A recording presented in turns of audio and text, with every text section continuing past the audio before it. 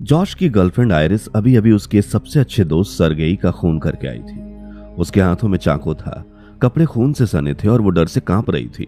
घबराया हुआ जॉश उसके पास आया, लेकिन कोई सवाल पूछने के बजाय उसने सिर्फ एक शब्द कहा, Iris go to sleep. Josh के मुंह से ये शब्द निकलते ही अचानक आयरिस की आंखें पूरी तरह सफेद हो गईं।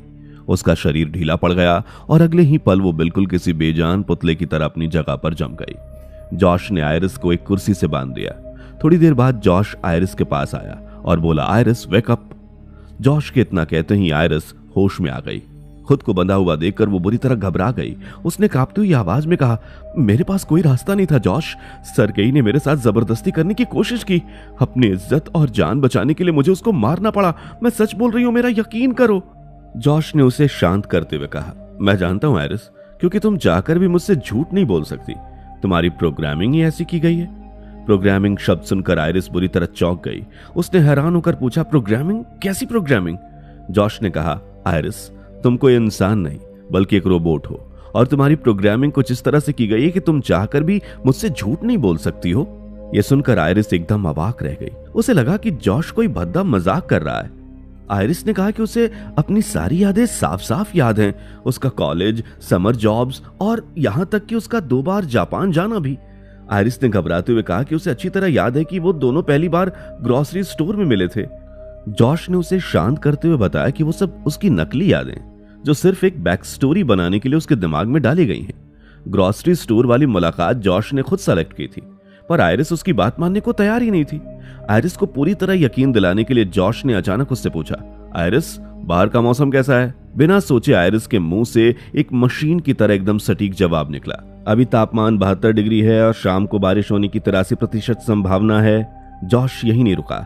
उसने आयरिस से स्पेनिश, चाइनीज, पुर्तगाली, कोरियन और तेलुगु जैसी कई विदेशी भाषाएं बोलने को कहा। आयरिस ने वो सब पलक झपकते ही बोल दी, जबकि उसे खुद भी नहीं पता था कि ये भाषाएं उसे आती हैं। सच्चाई यही थी कि जॉश ने आयरिस को एम्पैथिक्स नाम की एक रोबोटिक्स कंपनी से रेंट पर लिया था। दरअसल आयरिस की प्रोग्रामिंग ऐसी थी कि वो अपने पार्टनर को सच्चे दिल से प्यार करेगी। उसके जैसे रोबोट्स की प्रोग्रामिंग में लव लिंक नाम का एक फीचर होता था, जो रोबोट को खरीदते या किराए पर लेते समय उसके मालिक से जोड़ दिया जाता था। लव लिंक कनेक्ट होते ही रोबोट का अपने मालिक के साथ बेहद गहरा और पक्का इमोशनल कनेक्शन जुड़ जाता था। इसी प्रोग्रामिंग की वजह से वो जॉश को सच्चे दिल से प्यार करती थी। आयरिस की प्रोग्रामिंग ऐसी थी कि अब तक उसे यही लग रहा था कि वो एक नॉर्मल इंसान है, पर वो सच में एक रोबोट थी। अपना सच जानकर आयरिस बुरी तरह टूट गई, लेकिन फिर भी उसने हार नहीं मानी। उसने गिड़गिड़ाते हुए जॉश से कहा, ठीक है मैं असली नहीं हूँ, लेकिन मैं फिर भी तुम्हारी हूँ। मुझे घर वापस ले चलो, मैं तुम्हारे लिए खाना बनाऊंगी, तुम्हारी हर बात मानूंगी, तुम्हें बहुत खुश रखूंगी। तभी अचानक वहाँ कैट आ गई। कैट सरगेई की गर्लफ्रेंड थी, वही सरगेई जिसका आयरिस ने कत्ल कर दिया था। कैट ने जॉश को ताना मारते हुए कहा, तुम अभी तक इससे बातें कर रहे हो, इसे अभी शट डाउन करो। शट डाउन शब्द सुनकर आयरिस बुरी तरह कांप उठी। खुद को हमेशा के लिए बंद किए जाने की बात सुनकर वो बेचैन हो गई। उसने गिड़गिड़ाते हुए जॉश से कहा कि वो उसे बंद ना करे, पर कैट उसे बार बार बंद करने की रट लगाए हुए थी। बात को बिगड़ता देख जॉश कैट को समझाने के लिए दूसरे कमरे में ले गया। दूसरे कमरे में जाकर जॉश ने कैट पर झल्लाते हुए कहा, तुम्हें आयरिस के सामने शटडाउन वाली बात नहीं करनी चाहिए थी। सरगेई को मारकर आयरिस ने हमारा इतना बड़ा काम किया है, कम से कम हम आखिरी बार उसे ढंग से अलविदा तो कह ही सकते थे। दरअसल सरगेई की मौत कोई हादसा या सेल्फ डिफेंस नहीं था, ये सब जॉश और कैट की रची हुई साजिश थी। उन दोनों ने कुछ दिन पहले प्लान बनाया था कि वे सरगेई को मरवाकर उसके लेक हाउस में रखे $12 मिलियन चुरा लेंगे। इसके लिए उन्होंने सरगेई को उसके लेक हाउस पर एक पार्टी देने के लिए राजी किया। पार्टी में जॉश जानबूझकर आयरिस के साथ आया, क्योंकि जॉश और कैट अच्छी तरह से जानते थे कि सरगेई एक ठरके इंसान था, जिसकी पहले से आयरिस पर बुरी नजर थी। उन्होंने अपने दोस्त एलाई और उसके बॉयफ्रेंड पैट्रिक को भी इनवाइट किया, ताकि काम हो जाने के बाद वे इस बात की गवाही दे सकें कि सरगेई को आयरिस ने यानी एक रोबोट ने मारा है। आयरिस की सारी भावनाएं और इंटेलिजेंस जॉश के मोबाइल फोन से कंट्रोल होती थी। जॉश ने आयरिस की इमोशनल सेटिंग्स में छेड़छाड़ करके उसका गुस्सा बढ़ा दिया था, यहाँ तक कि उन्होंने खुद ही आयरिस के पॉकेट में वो चाकू रखा था, ताकि मौका मिलते ही वो सरगेई को जान से मार दे। उनका मास्टर प्लान ये था कि पैसे लेकर वो दोनों वहां से निकल जाएंगे और खून का सारा इल्जाम आयरिस और उसे बनाने वाली रोबोटिक्स कंपनी पर डाल देंगे। जॉश ने कैट को तसल्ली देते हुए कहा कि उनका प्लान बिल्कुल सही काम कर रहा है, इसलिए उन्हें इत्मीनान रखना चाहिए। जॉश और कैट को अपनी बातों में उलझा देखकर आयरिस ने इस मौके का फायदा उठाया। उसने धक्का देकर खुद को कुर्सी से नीचे गिराया और पास पड़ा चाकू उठा लिया। वो जल्दी जल्दी अपनी रस्सियां काटने लगी। इतने में जॉश बाहर आ गया। वो आयरिस को नीचे गिरा देखकर जल्दी से उसके पास गया। उसके पास पहुंचने तक आयरिस ने रस्सियां खोल ली थी। इससे पहले कि जॉश कुछ समझ पाता, आयरिस ने उसके गले पर एक सटीक वार किया जिससे जॉश चोक हो गया। यानी गले की सांस नली पर चोट लगने से उसकी सांस अचानक अटक गई और गले से आवाज निकलना बंद हो गई। आयरिस ने ऐसा इसलिए किया था ताकि जॉश कोई कमांड देकर उसे शट डाउन न कर सके। इसके बाद आयरिस ने फुर्ती से जॉश का वो फोन उठाया जिससे उसकी प्रोग्रामिंग कंट्रोल होती थी और सीधे बाहर घने जंगल की तरफ भाग निकली। आयरिस के इस तरह से भाग निकलने से जॉश और कैट का पूरा मास्टर प्लान चौपट हो गया। उन्हें डर सताने लगा कि अगर आयरिस किसी भी तरह पुलिस स्टेशन या अपनी कंपनी एम्पैथिक्स तक पहुंच गई तो उनका सारा कच्चा चिट्ठा खुल जाएगा। मजबूरन उन्हें एलाई और उसके बॉयफ्रेंड पैट्रिक को सब कुछ बताना पड़ा और अपनी साजिश में शामिल करना पड़ा। जॉश ने एलाई के सामने शर्त रखी कि अगर वो और पैट्रिक आयरिस को पकड़ने में उनकी मदद करते हैं तो वो उसे भी चुराए गए 12 मिलियन में से 1/3 हिस्सा देंगे। एलाई ने कहा, और पैट्रिक को? क्या पैट्रिक को उसका हिस्सा नहीं मिलेगा? जॉश ने पैट्रिक को हिस्सा देने से साफ इनकार कर दिया। उसने कहा कि इस सौदे की रकम सिर्फ इंसानों में बटेगी, किसी मशीन को इसका हिस्सा नहीं मिलेगा। दरअसल आयरिस की तरह ही पैट्रिक भी इंसान नहीं था। वो महज एलाई का अकेलापन दूर करने वाला एक रोबोट था जिसे एलाई ने रेंट पर लिया हुआ था। एलाई राजी हो गया। उसने सरगेई की तिजोरी में रखी बंदूक ली और पैट्रिक के साथ आयरिस को ढूंढने निकल पड़ा। उनके पीछे जॉश और कैट भी आयरिस की तलाश में निकल पड़े। उधर जंगल में आयरिस जॉश के फोन से खुद की सेटिंग चेक कर रही थी। उसने देखा जॉश ने उसका इंटेलिजेंस लेवल 40% पर सेट कर रखा था, जिसे बढ़ाकर उसने सीधा 100% कर लिया। आयरिस वहां से निकलने के तरीकों के बारे में सोचने लगी। उसके दिमाग में ख्याल आया कि वो मेन रोड पर जाकर किसी से लिफ्ट मांगेगी, लेकिन तुरंत उसे समझ में आ गया कि कपड़ों पर लगा खून देखकर कोई उसे लिफ्ट नहीं देगा। तभी उसकी नजर जॉश के फोन पर पड़ी। आयरिस को याद आया कि ये फोन सिर्फ उसकी प्रोग्रामिंग ही नहीं बल्कि जॉश की एडवांस स्मार्ट कार को भी कंट्रोल करता है। उसने सोचा कि वो जंगल के रास्ते चुपचाप वापस लेक हाउस तक जाएगी। वहां जॉश और उसके दोस्तों की नजरों से बचते हुए उसकी कार चुराएगी और हमेशा के लिए इस खौफनाक जगह से निकल जाएगी। आयरिस को यह आइडिया ठीक लगा। वो फौरन लेक हाउस की तरफ निकल पड़ी। आयरिस अभी आधे रास्ते ही पहुंची थी कि उसे एलाई और पैट्रिक की आवाजें सुनाई दी। एलाई इस बात पर भड़का हुआ था कि जॉश ने उन्हें शुरू से ही इस प्लान में शामिल क्यों नहीं किया। खतरा भांपकर आयरिस फौरन एक पेड़ के पीछे छिप गई, लेकिन तभी एक गड़बड़ हो गई। उसके पास मौजूद जॉश का फोन अचानक बज उठा। फोन की रिंगटोन सुनते ही एलाई और पैट्रिक समझ गए कि आयरिस यहीं आसपास छिपी है। एलाई अपनी बंदूक निकालकर दबे पाव आयरिस की तरफ बढ़ने लगा। आयरिस समझ गई कि अब वहां छिपे रहना खतरे से खाली नहीं है। मौका पाते ही वो वहां से भाग निकली। उसे भागता देख एलाई ने तुरंत उस पर गोलियां चलानी शुरू कर दी। गोली की आवाज सुनकर जॉश और कैट भी उस तरफ दौड़ पड़े। उधर आयरिस अपनी जान बचाकर भाग रही थी कि एलाई ने एक शॉर्टकट लिया और अचानक आयरिस के ऊपर छलांग लगा दी। दोनों जमीन पर बुरी तरह गिरे और इस अफरा तफरी में एलाई के हाथ से बंदूक छिटक कर दूर गिर गई। बंदूक उठाने के लिए दोनों एक साथ लपके और उनमें हाथापाई शुरू हो गई। इसी छीना झपटी में अचानक ट्रिगर दब गया और गोली सीधा एलाई के पेट को चीरती हुई आर पार निकल गई। एलाई ने वहीं दम तोड़ दिया। ये देखकर पैट्रिक गुस्से में पागल हो उठा। इतने देर में जॉश और कैट भी वहां पहुंच गए। आयरिस मौका पाकर वहां से निकल भागी। जॉश पागलों की तरह उसके पीछे दौड़ा। भागते भागते आयरिस लेक हाउस पहुंची और जल्दी से उस कार में बैठकर दरवाजे को लॉक कर लिया। उसके पीछे जॉश भी वहां पहुंच गया। आयरिस ने फोन से कार स्टार्ट करने का कमांड दिया, लेकिन कार का सिस्टम जॉश की वॉइस रिकॉग्निशन पर सेट था, जो सिर्फ जॉश की आवाज सुनकर ही चालू हो सकता था। जॉश बाहर से दरवाजा खोलने के लिए चिल्लाने लगा, लेकिन जब आयरिस ने दरवाजा नहीं खोला तो उसने एक बड़ा पत्थर उठाया और कार का शीशा तोड़ने लगा। अंदर बैठी आयरिस ने तुरंत अपना दिमाग दौड़ाया। उसने फटाफट अपनी सिस्टम सेटिंग्स बदलनी शुरू की और अपनी आवाज को हुबहू जॉश की आवाज से मैच करने की कोशिश करने लगी। शीशा टूटने ही वाला था कि आयरिस ने बिल्कुल जॉश की आवाज में कार को स्टार्ट होने का कमांड दिया। कार का इंजन तुरंत स्टार्ट हो गया। आयरिस ने दूसरा कमांड दिया, घर ले चलो। कमांड मिलते ही कार जॉश के एक पैर को बुरी तरह कुचलती हुई वहां से निकल गई। आयरिस कार लेकर भाग तो गई, लेकिन जॉश इतनी आसानी से हार मानने वालों में से नहीं था। उसने तुरंत सरगेई का फोन ढूंढा और अपनी कार की चोरी की रिपोर्ट दर्ज करा दी। चोरी की रिपोर्ट दर्ज होते ही कार बीच रास्ते में ही बंद पड़ गई। कार के सारे दरवाजे अपने आप लॉक हो गए। आयरिस अब कार के अंदर ही कैद होकर रह गई थी। उधर जॉश को अब आयरिस को दोबारा पकड़ने के लिए किसी की मदद चाहिए थी। एलाई तो मर चुका था, इसलिए जॉश ने एलाई के रोबोट पैट्रिक को इस्तेमाल करने का फैसला किया। उसने फौरन पैट्रिक को रीसेट करके खुद को उसका नया मालिक सेट कर दिया। इसके बाद जॉश ने पैट्रिक की नो हार्म सिक्योरिटी सेटिंग हटा दी, जो उसे किसी इंसान को चोट पहुंचाने से रोकती थी। उसने पैट्रिक का गुस्सा और एग्रेशन लेवल भी बढ़ा दिया और उसे ऑर्डर दिया कि वो आयरिस को ढूंढकर हर हाल में वापस ले आए। उधर कार में फंसी आयरिस बाहर निकलने के लिए छटपटाने लगी। उसने पूरी ताकत से लात मारकर कार की खिड़की का शीशा तोड़ दिया।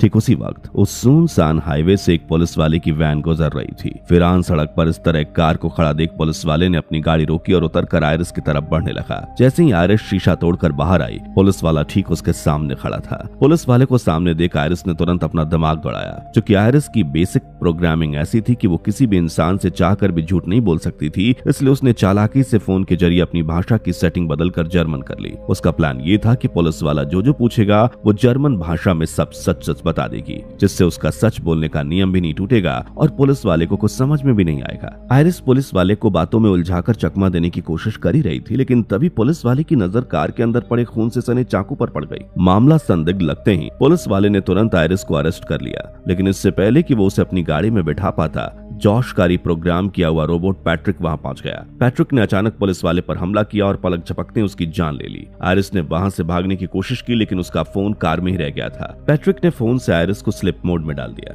इसके बाद वो पुलिस वाले की वैन से आयरिस और पुलिस वाले को वापस लेक हाउस ले आया। लेक हाउस पर जब कैट ने पुलिस वैन और उसकी डिग्गी में एक पुलिस वाले की लाश देखी तो भड़क गई। वो जानती थी कि उस पुलिस वाले को ढूंढते हुए जल्दी दूसरे पुलिस वाले उन तक पहुंच जाएंगे। वो समझ गई कि जितनी जल्दी हो सके वहां से निकलने में ही भलाई है। उसने फौरन अपना पैसों का हिस्सा एक सूटकेस में भरा और तुरंत वहां से भागने लगी। जॉश ने उसे रोकने की कोशिश की, लेकिन वो सुनने को तैयार नहीं थी। हार मानकर जॉश ने पैट्रिक को ऑर्डर दिया उसे रोको।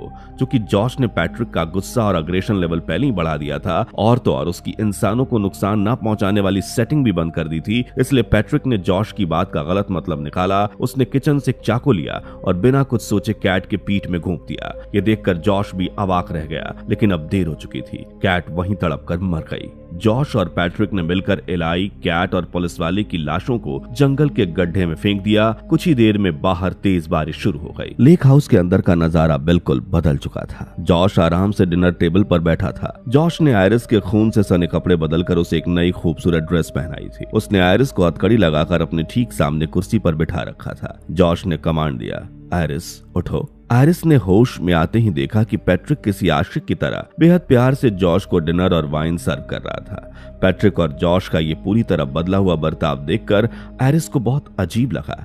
उसने हैरान होकर जॉश से पूछा, तुमने इसके साथ क्या किया है? जॉश ने कहा, तुम्हारी वजह से करना पड़ा। वैसे मानना पड़ेगा आयरिस, तुमने भागने के लिए जो भी चालाकी दिखाई, मुझे बिल्कुल उम्मीद नहीं थी कि तुम जैसी मशीन ऐसा कुछ कर सकती है। आयरिस ने दर्द भरी आवाज में कहा, मैं बस जीना चाहती थी। जॉश ने सबकी मौत का इल्जाम आयरिस के सर पर डालते हुए कहा कि देखो, तुम्हारे भागने की वजह से कितने लोग मारे गए, इसलिए दोबारा वही गलती करने की कोशिश मत करना। आयरिस ने गुस्से में कहा कि वे लोग जॉश के लालच की वजह से मारे गए, ना कि उसके भागने की वजह से। उसने कहा, तुमने सरगेई से $12 मिलियन चुराने के लिए मेरा इस्तेमाल किया और मुझसे उसका मर्डर करवाया। आयरिस का इस तरह सवाल जवाब करना जॉश को बिल्कुल अच्छा नहीं लगा। उसने गुस्से में तुरंत अपना फोन निकाला और आयरिस का इंटेलिजेंस लेवल 100% से घटाकर सीधे 0% कर दिया। आयरिस किसी खिलौने की तरह एकदम शांत पड़ गई। जॉश का गुस्सा यहीं शांत नहीं हुआ। उसने आयरिस को उसका हाथ टेबल के सामने सीधा रखने का कमांड दिया। इसके बाद उसने एक जलती हुई मोमबत्ती उसकी हथेली के ठीक नीचे रख दी। आयरिस इतनी एडवांस रोबोट थी कि उसे इंसानों की तरह हर चीज का एहसास होता था, यहाँ तक कि जलने का तीखा दर्द भी।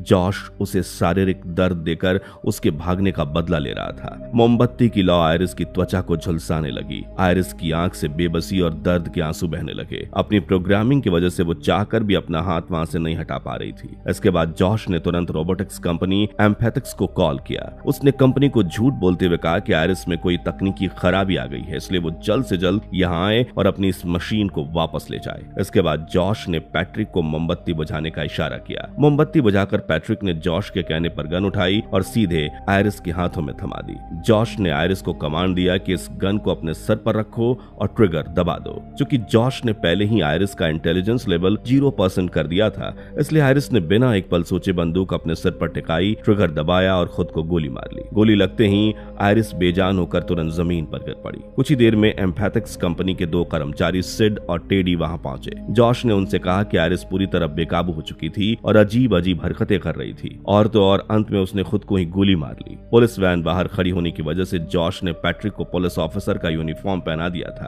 ताकि कर्मचारियों को कुछ शक न हो। कर्मचारियों ने अपने रोबोट की वजह से हुई असुविधा के लिए जॉश से माफी मांगी और कहा कि ये रोबोट जो कुछ भी देखते हैं या अनुभव करते हैं वो सब इनके पेट के हिस्से में लगे एक डेटा बॉक्स में रिकॉर्ड रहता है, इसलिए उसे चिंता करने की जरूरत नहीं है। उनकी कंपनी जल्दी ही डेटा से चेक करके आयरिस की तकनीकी खराबी दूर कर देगी। पेट में लगे रिकॉर्डर और डेटा बॉक्स के बारे में सुनते ही जॉश बुरी तरह घबरा गया। वो समझ गया कि आयरिस के शरीर के अंदर उसके सारे गुनाहों के रिकॉर्ड मौजूद थे। उसे समझ नहीं आ रहा था कि वो क्या करे। इतनी देर में कर्मचारियों ने आयरिस को अपनी वैन में लोड कर लिया और निकलने के लिए वैन स्टार्ट कर दी। जॉश ने तुरंत पैट्रिक को ऑर्डर दिया कि वो उन दोनों कर्मचारियों को जान से मार दे। ऑर्डर मिलते ही पैट्रिक उनकी वैन के सामने जा खड़ा हुआ और इससे पहले कि कर्मचारी कुछ समझ पाते उसने उन पर ताबड़तोड़ गोलियां चलानी शुरू कर दी। सिड गोली लगने से वहीं ढेर हो गया, लेकिन टेडी बच निकला। टेडी अपनी जान बचाने के लिए जंगल की तरफ भाग निकला। पैट्रिक फौरन उसके पीछे दौड़ा और जल्द ही उसे पकड़ लिया। पैट्रिक ने टेडी की खोपड़ी पर गन लगाई और गोली दाग दी, लेकिन गोली खत्म हो जाने की वजह से टेडी बच गया।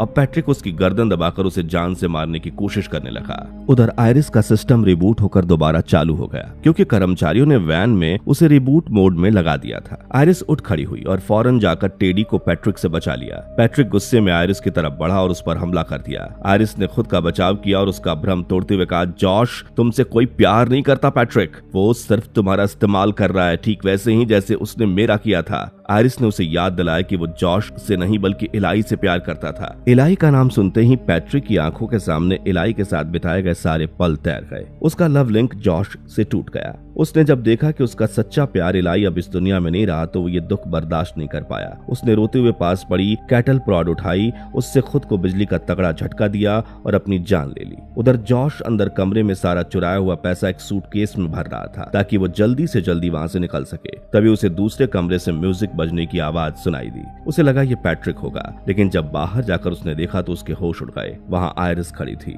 जॉश ने घबराकर तुरंत अपना फोन निकाला और आयरिस को लॉक करने के लिए स्क्रीन पर उंगलियां चलाने लगा, लेकिन आयरिस पर इसका कोई असर नहीं हुआ। वो शांत रहकर बोली, जॉश ये फोन अब मुझ पर काम नहीं करेगा। मैंने टेडी की जान बचाई और बदले में उसने मेरी प्रोग्रामिंग चेंज करके मुझे खुद पर 100% कंट्रोल दे दिया। अब मैं सिर्फ खुद को ऑर्डर और कमांड दे सकती हूँ। मैं आजाद हो चुकी हूँ। ये सब सुनकर जॉश गुस्से से पागल हो उठा और चिल्लाया, कमीनी। आयरिस ने उस पर गन तान दी और कहा कि आगे बढ़ने की सोचना भी मत, लेकिन मौका पाकर जॉश ने उसके हाथ से गन छीन ली। उसके बाद दोनों के बीच हाथापाई शुरू हो गई। जॉश ने उसे बुरी तरह मार मार कर जख्मी कर दिया। आयरिस निढाल हो चुकी थी। जॉश ने उसे दबोच लिया और बंदूक की नली सीधे उसके पेट में टिका दी। वो गोली चलाकर उसे हमेशा के लिए मिटाने वाला था, लेकिन उससे पहले ही उसने आयरिस से पूछा, मरने से पहले कुछ कहना चाहती हो? आयरिस ने उसकी आंखों में देखकर कहा, हाँ बिल्कुल, स्लिप जॉश। और इससे पहले कि जॉश कुछ समझ पाता, आयरिस ने पूरी ताकत से पास पड़ा एक इलेक्ट्रिक कार्क स्क्रू यानी वाइन की बोतल खोलने वाला इलेक्ट्रिक टूल उठाया और सीधे जॉश के सिर में घोंप दिया। कॉर्क स्क्रू से दिमाग में छेद हो गया। अंतिम समय में जॉश की आंख में वो हार साफ दिखाई दे रही थी। जिस रोबोट को उसने सिर्फ एक खिलौना समझा था, अंत में उसी ने उसे मात दे दी थी। दिमाग में छेद होने की वजह से जॉश वहीं जमीन पर गिर पड़ा और तड़प तड़प कर मर गया। अगली सुबह आयरिस सरगेई के करोड़ों रुपए लेकर हमेशा के लिए वहां से निकल गई। अब आयरिस के पास करोड़ों रुपए थे और सबसे जरूरी चीज कि उसका कंट्रोल उसके खुद के हाथ में था, यानी अब आयरिस पूरी तरह आजाद थी। दोस्तों, उम्मीद है आपको ये कहानी पसंद आई होगी। अगर हाँ तो इस वीडियो को एक लाइक जरूर करें और ऐसी बेहतरीन फिल्मों की कहानियों के लिए हमारे चैनल को सब्सक्राइब करना ना भूलें। मिलते हैं अगले एक जबरदस्त कहानी के साथ, तब तक के लिए धन्यवाद।